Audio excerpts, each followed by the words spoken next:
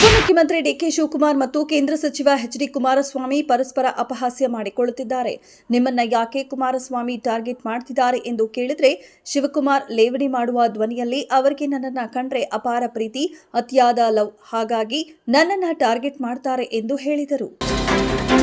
RCB IPL trophy ಗೆದ್ದ ನಂತರ ಬೆಂಗಳೂರಿನಲ್ಲಿ ವಿಜಯೋತ್ಸವ ಆಚರಿಸುವ ಬಗ್ಗೆ ಪೊಲೀಸ್ ಇಲಾಖೆ ಒಪ್ಪಿರಲಿಲ್ಲ. ಆದರೆ ಸರ್ಕಾರದ ಒತ್ತಾಯದಿಂದಲೇ ಸಂಭ್ರಮಾಚರಣೆ ನಡೆಯಿತು. ಈ ಮಧ್ಯೆ ದಕ್ಷ ಅಧಿಕಾರಿ ಪೊಲೀಸ್ ಕಮಿಷನರ್ ದಯಾನಂದ್ ಅಮಾನತು ಸರಿಯಾದ ಕ್ರಮವಲ್ಲ.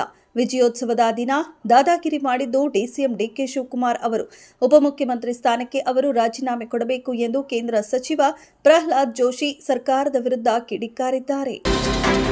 ಭಾಷಾ ವಿಷಯವಾಗಿ ಕರ್ನಾಟಕ ಹಾಗೂ ಉತ್ತರ ಭಾರತೀಯರ ನಡುವೆ ಆಗಾಗ ಸಂಘರ್ಷಗಳು ವರದಿಯಾಗುತ್ತಿರುವ ನಡುವೆ ಕರ್ನಾಟಕದಲ್ಲಿ ಉದ್ಯೋಗದಲ್ಲಿರುವವರು ಇಲ್ಲಿ ಸ್ಥಳೀಯ ಭಾಷೆಯನ್ನ ಕಲಿಯಬೇಕು ಮತ್ತು ಬಳಸಬೇಕು, ಕನ್ನಡದಲ್ಲಿ ಕೆಲವು ಮಾತುಗಳನ್ನಾಡಿ ಕನ್ನಡಿಗರಿಗೆ ಗೌರವ ಸೂಚಿಸಬೇಕು ಎಂದು ತಾಂತ್ರಿಕ ಹೂಡಿಕೆದಾರ ಆರಿನ್ ಕ್ಯಾಪಿಟಲ್ನ ಮುಖ್ಯಸ್ಥ ಮೋಹನ್ ದಾಸ್ ಪೈ ಹೇಳಿದ್ದಾರೆ.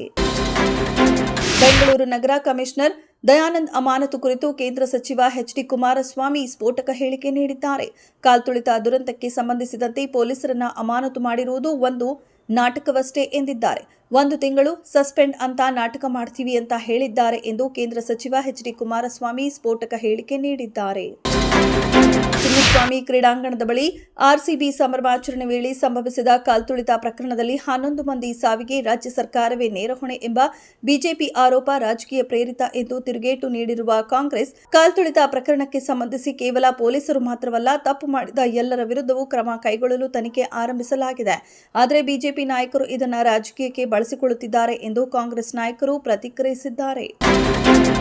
ಕಣ್ತಪ್ಪಿನಿಂದ ಕಂದಾಯ ಗ್ರಾಮದ ಪಟ್ಟಿಯಿಂದ ಬಿಟ್ಟು ಹೋಗಿರುವ ತಾಂಡ, ಹಟ್ಟಿ, ಹಾಡಿ, ಗೊಲ್ಲರಹಟ್ಟಿಗಳನ್ನು ಗುರುತಿಸಿ ಶೀಘ್ರದಲ್ಲೇ ಕಂದಾಯ ಗ್ರಾಮಗಳಾಗಿ ಘೋಷಿಸಿ ಪ್ರಾಥಮಿಕ ಅಧಿಸೂಚನೆ ಹೊರಡಿಸುವಂತೆ ಕಂದಾಯ ಸಚಿವ ಕೃಷ್ಣ ಬೈರೇಗೌಡ ಸೂಚನೆ ನೀಡಿದ್ದಾರೆ.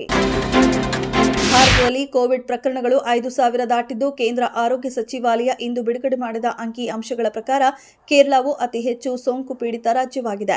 ಕಳೆದ 24 ಗಂಟೆಗಳಲ್ಲಿ 4 ಹೊಸ ಸಾವುಗಳೊಂದಿಗೆ ಒಂದೇ ದಿನದಲ್ಲಿ ಕೋವಿಡ್ ಪ್ರಕರಣಗಳು ಸುಮಾರು 500ರಷ್ಟು ಏರಿಕೆಯಾಗಿ 5,364ಕ್ಕೆ ತಲುಪಿವೆ. ಕೇರಳವು ಅತಿ ಹೆಚ್ಚು ಸೋಂಕು ಪೀಡಿತ ರಾಜ್ಯವಾಗಿದ್ದು, ಸಕ್ರಿಯ ಪ್ರಕರಣಗಳು 1,679ಕ್ಕೆ ತಲುಪಿವೆ. ಕೇರಳದಲ್ಲಿ ಹೈ ಅಲರ್ಟ್ ಘೋಷಿಸಲಾಗಿದೆ.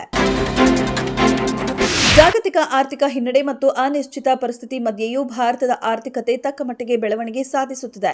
ವಿಶ್ವದ ಬಹುತೇಕ ಏಜೆನ್ಸಿಗಳು ಭಾರತದ ಆರ್ಥಿಕತೆ ಬಗ್ಗೆ ಆಶಾಭಾವ ಹೊಂದಿದ್ದಾರೆ. ವರ್ಲ್ಡ್ ಎಕನಾಮಿಕ್ ಫೋರಂ ಅಧ್ಯಕ್ಷ ಮತ್ತು ಸಿಇಒ ಆದ ಬೋರ್ಜ್ ಬೇಂಡ್ರೆ ಕೂಡ ಈ ಅನಿಸಿಕೆಗೆ ಸಹಮತ ವ್ಯಕ್ತಪಡಿಸಿದ್ದಾರೆ. ಇನ್ನು ಒಂದು ಹೆಜ್ಜೆ ಮುಂದೆ ಹೋಗಿ ಭಾರತ ಈ ವರ್ಷವೇ ಟಾಪ್ 3 ಆರ್ಥಿಕತೆಗಳ ಸಾಲಿಗೆ ಸೇರ್ಪಡೆಯಾದರೆ ಅಚ್ಚರಿಯಿಲ್ಲ ಎಂದು ಹೇಳಿ ಅಚ್ಚರಿ ಮೂಡಿಸಿದ್ದಾರೆ. ಆರ್ಸಿಬಿ ವಿಜಯೋತ್ಸವ ಕಾರ್ಯಕ್ರಮದಲ್ಲಿ ಸಂಭವಿಸಿದ ಕಾಲ್ತುಳಿತದಿಂದ 11 ಅಭಿಮಾನಿಗಳು ದಾರುಣವಾಗಿ ಜೀವ ಕಳೆದುಕೊಂಡಿದ್ದಾರೆ. ಈ ಸಂಬಂಧ ಆರ್ಸಿಬಿ ಕೆಎಸ್ಸಿಎ ಡಿಎನ್ಎ ವಿರುದ್ಧ ಬೆಂಗಳೂರಿನ ಕಬ್ಬನ್ ಪಾರ್ಕ್ ಪೊಲೀಸ್ ಠಾಣೆಯಲ್ಲಿ ಎಫ್ಐಆರ್ ದಾಖಲಾಗಿದ್ದು, ಪೊಲೀಸರು ಕೆಲವರನ್ನ ಬಂಧನ ಸಹ ಮಾಡಿದ್ದಾರೆ. ಇದರ ಬೆನ್ನಲ್ಲೇ ಇದೀಗ RCB star player Virat Kohli ವಿರುದ್ಧವೂ ಸಹ ಎಫ್ಐಆರ್ ದಾಖಲಿಸುವಂತೆ ನೈಜ ಹೋರಾಟಗಾರರು ಆಗ್ರಹಿಸಿದ್ದಾರೆ.